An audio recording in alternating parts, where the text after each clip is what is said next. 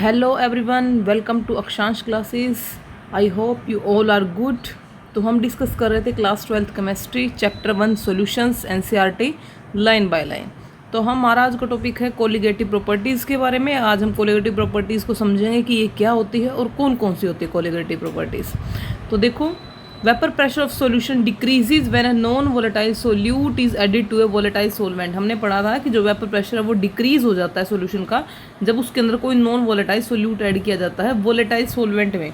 क्योंकि अगर volatile solvent अगर वो अकेला सोलवेंट है तो वो ईजिली वेपराइज हो जाता है, लेकिन अगर उसके अंदर नॉन वोलेटाइल सोल्यूट ऐड कर देते हैं तो वो वोलेटाइल सोलवेंट की जगह पर जो उसका स्पेस है कुछ स्पेस कौन ऑक्यूपाई कर लेता है, नॉन वोलेटाइल सोल्यूट सरफेस के ऊपर, जिसकी वजह से उसका जो वेपर प्रेशर है वो कम हो जाता है। There are many properties of solutions which are connected with this decrease of vapour pressure.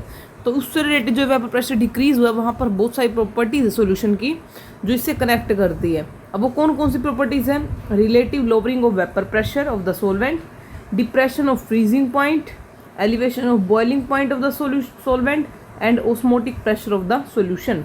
कौन कौन सी चार है? पहला है relative lowering of vapour pressure, यानी जो वेपर प्रेशर उसका डिक्रीज होता है सोलवेंट का जब हम उसके अंदर नॉन वोलेटाइल सोल्यूट ऐड करते हैं तो कितना डिक्रीज होता है। ठीक है, उसके बाद जो उसका फ्रीजिंग पॉइंट है वो डिप्रेस होता है यानी वो कम होता है। एलिवेशन ऑफ बॉइलिंग पॉइंट है, जो बॉइलिंग पॉइंट है उसका एलिवेट होता है यानी इंक्रीज होता है। और साथ में ऑस्मोटिक प्रेशर ऑफ सोल्यूशन। ये चार प्रॉपर्टीज हम डिस्कस करेंगे। ये चारों हमारी क्या है? Colligative properties. तो देखो, all these properties depend on the number of solute particles irrespective of their nature relative to the total number of particle present in the solution। तो ये जो प्रॉपर्टीज़ है ये डिपेंड करती है नंबर ऑफ सोल्यूट पार्टिकल्स के ऊपर, ना कि उसके नेचर के ऊपर। ठीक है, और ये क्या होता है, जो टोटल नंबर ऑफ पार्टिकल है सॉल्यूशन के अंदर वो उसके ऊपर डिपेंड करते हैं। अगर हमसे ये कोई पूछता है ना कोलिगेटिव प्रॉपर्टीज़ क्या है, तो क्या होती है कोलिगेटिव प्रॉपर्टीज़? कोलिगेटिव प्रॉपर्टीज़ वो प्रॉपर्टी जो होती है जो number of particles of solute के ऊपर डिपेंड करती है, ना कि नेचर ऑफ सोल्यूट के ऊपर। ठीक है, तो उन्हें हम बोलते हैं कोलिगेटिव प्रॉपर्टी। जो कोलिगेटिव वर्ड आया है ये देखो कहाँ से आया है, ये फ्रॉम लैटिन से आया है। को मीन्स टुगेदर और ligare means bind. In the following section we will discuss this properties one by one. तो चार प्रॉपर्टीज हमें डिस्कस करनी है। ये मोस्ट इंपॉर्टेंट पार्ट है इस चैप्टर का, colligative properties. First colligative property है relative lowering of vapour pressure. ठीक है, अब देखो इसके नाम से ही हम समझने की कोशिश करते हैं। रिलेटिव मतलब कोई रिलेशन की बात करी गई है। लोअरिंग ऑफ वेपर प्रेशर यानी वेपर प्रेशर हमने देखा था डिक्रीज होता है जब हम किसी सोलवेंट के अंदर नॉन वोलेटाइल सोल्यूट ऐड करते हैं। तो वो कितना डिक्रीज होता है यानी रिलेटिव वैल्यू निकालनी है उसकी, तो वो कहलाएगा relative lowering of vapour pressure. तो देखो, the vapour pressure of solvent in the solution is less than that of the pure solvent. Raoult established that the lowering of vapor pressure depend on the concentration of the solute particle and is independent of their identity. The equation 1.20 given in section 1.4.3 establish a relation between vapor pressure of the solution and mole fraction of the vapour pressure of the solvent. तो देखो, जो उन्होंने कहा था roles ने, उन्होंने क्या बोला था कि जो वेपर प्रेशर है वो डिक्रीज़ हो जाता है सॉल्यूशन के अंदर अगर हम किसी वोलेटाइल सोलवेंट के अंदर नॉन वोलेटाइल सोल्यूट ऐड करते हैं तो। और उन्होंने उसका रिलेशन भी दिया था। उसका रिलेशन क्या था? अगर हम सोलवेंट की बात करें तो P1 is equal to X1 P1 note आया था ना, ये हमने पढ़ा था वहाँ पर कि क्या होता है, P is directly proportional to X था। तो यहाँ पर हमने P is equal to P nought X ऐसे निकाला था। अगर हम यहाँ पे X1 लेंगे तो यहाँ पे 1 आ जाएगा, यहाँ पे 1 1 ऐसे आ जाएगा, 2 लेंगे तो 2 आ जाएगा। तो ये रोल्स लॉ ने बताया था, जहाँ पर P1 नोट क्या था हमारा कि सोलवेंट का vapour pressure in pure state वो है P1 नोट।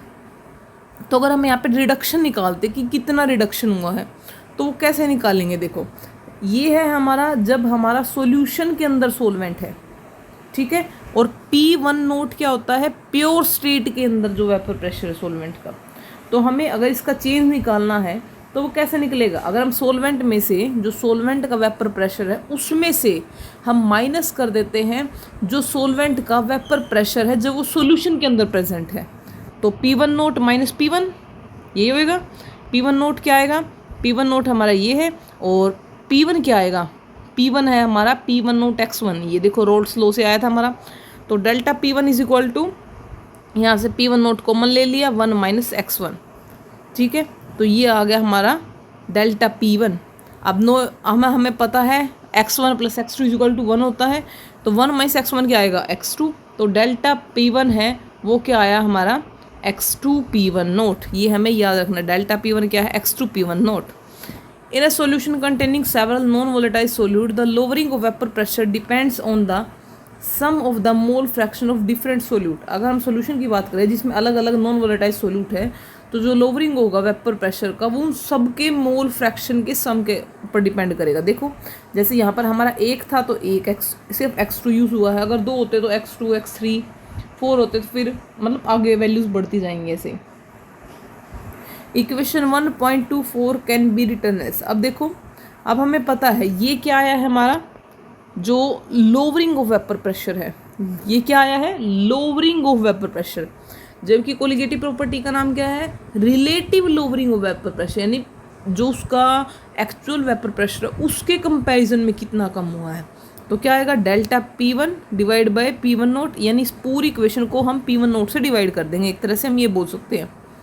तो देखो इसको हम ऐसे लिखेंगे P1 नोट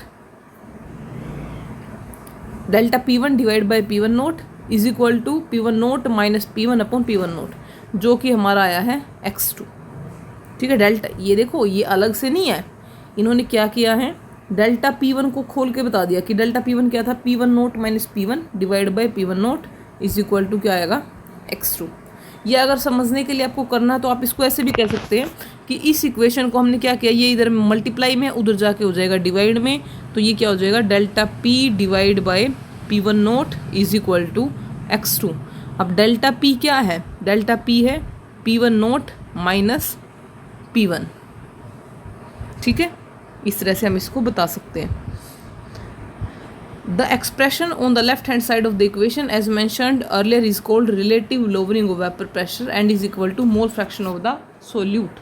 तो देखो मैंने अभी बताया आपको P1 नोट माइनस P1 है lowering of vapor pressure, P1 nought minus P1 upon P1 note है relative lowering of vapor pressure, यानी जो हमारा सोलवेंट था उसका वेपर प्रेशर के कंपैरिजन में सॉल्यूशन के अंदर सोलवेंट का वेपर प्रेशर कितना कम हुआ है, ठीक है, वो होता है हमारा relative lowering of vapour pressure. और हमें पता है कि जो वेपर प्रेशर है वो डायरेक्टली डिपेंड करता है हमारे मोल फ्रैक्शन ऑफ सोल्यूट के ऊपर कि हमने कितना ज़्यादा सोल्यूट ऐड किया, कितनी अमाउंट ऐड करी है। तो यहाँ पे हमने x2 लिखा था, अब हमें पता है x2 क्या होता है, x2 होता है मोल फ्रैक्शन ऑफ सोल्यूट जिसका फॉर्मूला है N2 upon N1 upon N1 plus N2। अब N2 क्या है, N2 है हमारा number of moles of solute और N1 है number of moles of solvent, ठीक है। तो अब हमें पता है कि जो सोल्यूट है वो बहुत कम होता है एज़ कम्पेयर टू सोलवेंट के अंदर। अगर हम सोल्यूशन की बात करेंगे तो सोल्यूट बहुत कम है एज़ कम्पेयर टू सोलवेंट, तो जो सोल्यूट के जो नंबर ऑफ मोल्स है वो भी बहुत कम है, यानी हम ये बोल सकते हैं N2 is very very less than N1। जब ये इतना कम है तो वहाँ पर हम N2 को क्या करते हैं नेगलेक्ट कर देते हैं और हमारा फॉर्मूला आ जाता है यहाँ पर P1 nought minus P1 upon P1 nought is equal to N2 upon N1, क्योंकि हमने यहाँ पर N2 को नेगलेक्ट कर दिया है, हमने ये मान लिया कि वो लगभग इनका सम करके भी N1 के ही इक्वल आएगा। तो ये देखो अब हमें पता है N2 क्या होता है, N2 होता है हमारा W2 बाय M2, ठीक है। और N1 क्या होता है, N1 होता है हमारा W1 बाय M1। तो इन वैल्यूज़ को हमने इसमें पुट कर दिया, ये आ गया हमारा, ठीक है। Here W1 and W are the masses of, जो W1 और W2 क्या है गिवन मास है हमारा सोल्यूट और सोलवेंट का, और M1 और M2 क्या है उसका मोलर मास है, ठीक है। और हम इन सारी क्वांटिटीज़ का यूज़ करके क्या कर सकते हैं M2 को फाइंड आउट कर सकते हैं। अब हमारे पेपर में क्वेश्चन किस तरह से आता है, पेपर में क्वेश्चन जो आता है उसमें मेनली हमसे M2 ही निकालने के लिए पूछा जाता है, हमें और सारी वैल्यूज़ दी होती है और हमें बोला जाता है कि M2 कैलकुलेट करो, या हमें ये बोल सकते हैं कि इनमें से कोई एक वैल्यू ना दी और बाकी सारी दे रखी हो तो भी हम उस वैल्यू को ईजिली फाइंड आउट कर सकते हैं, ठीक है। अब देखिए अब हम इसका एग्जांपल देखते हैं। Vapour pressure of pure benzene at a certain temperature is 0.850 bar. A non volatile non electrolyte solid weighing 0.5 gram when added to 39 gram of benzene vapour pressure of the solution then is दे रखा है, तो हमें molar mass निकालना है solid substance का। अब देखो हमें दिया क्या क्या है, हमें दे रखा है सॉल्यूशन का वेपर प्रेशर और सॉल्वेंट का मोलर मास ऑफ सॉल्वेंट, और साथ में क्या दे रखा है, weight of solute, weight of solvent, ये सारी चीज़ें हमें दे रखी हैं। ठीक है, अब देखो P1 नोट की वैल्यू क्या है। P1 नोट की वैल्यू है, देखो vapour pressure of pure benzene. Pure benzene मतलब यहाँ पर क्या है, ये सोलवेंट। सोलवेंट का वेपर प्रेशर कितना है, ये है। सॉल्यूशन का वेपर प्रेशर यानी P नो जो हमारा सॉल्यूशन का आता है P, वो दे रखा है ये। उसके बाद ये है W2, ये है W1, और साथ में हमें क्या बोला है, बेंजीन। बेंजीन का मोलर मास यानी सॉल्वेंट का मोलर मास भी दे रखा है। तो हमें सिर्फ M2 की वैल्यू निकालना है। इन सारी वैल्यूज़ को हम पुट करेंगे और हम इजीली M2 की वैल्यू फाइंड आउट कर सकते हैं। ठीक है, बाकी करेंगे हम नेक्स्ट, जो कोलिगेटिव प्रॉपर्टी है वो करेंगे हम नेक्स्ट वीडियो में। तब तक के लिए thank you and have a nice day.